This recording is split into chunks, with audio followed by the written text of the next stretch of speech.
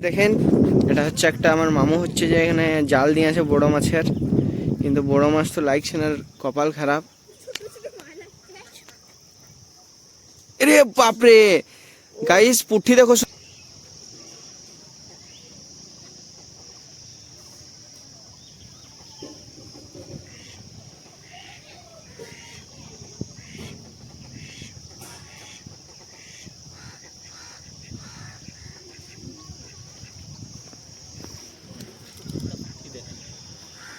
কেমন আছেন সবাই? আশা করি ভালো আছেন। আজকে আবার বোতল নিয়ে এসেছি, শোল মাছ ধরবো। আর প্রথমে পুঁটি মাছ ধরবো, নিয়ে টোপ বানাবো, নিয়ে তারপরে শোল মাছ আপনার বোতল দেবো পুকুরে। বোতলগুলো দেখুন, শোল মাছ ধরছি, দেখুন কিছু হয়।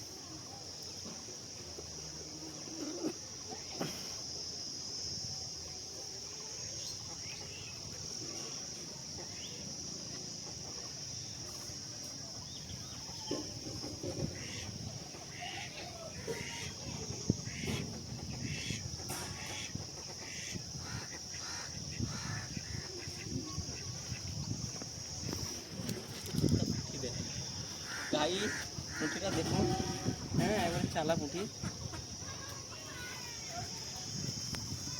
গাইস এবার বোতলগুলো দেবো, মাছ ধরেছি কটা সব দেখুন, সবগুলো দেখা।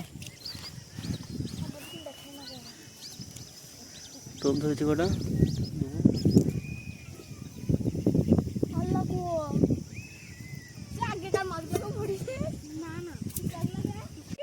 দেবো।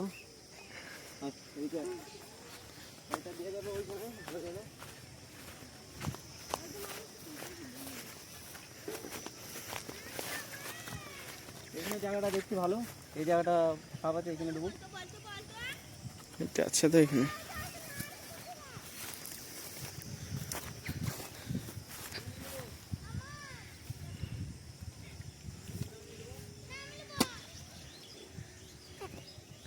বোতল পড়ে গেল গাইস, বোতল পড়ে গেল।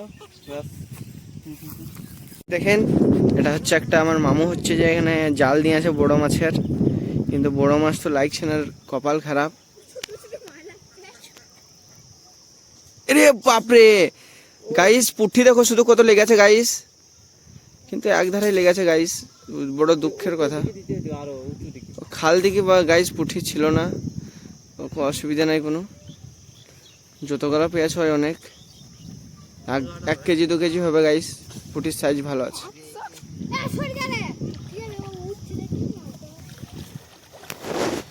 গাইস দেখেন, গাইস গাইস পুঁটি দেখলাম গাইস, চলে এসছে হার্ড প্লাস্টিক বডি নিয়ে আপনাদের সাথে। বাপরে গাইস, বহুত পুঁটি আছে গাইস, তোমরা নিতে পারো, এখানে কন্ট্যাক্ট করো, নাম্বারটা দিয়ে দেবে, বলে দাও তো নাম্বারটা। তোমার নাম্বার? মাছ বিক্রি করবে না? দেখো গাইস, পুঁটিগুলো কিন্তু গলিন দিচ্ছি, যাকে ছাড়াইছি।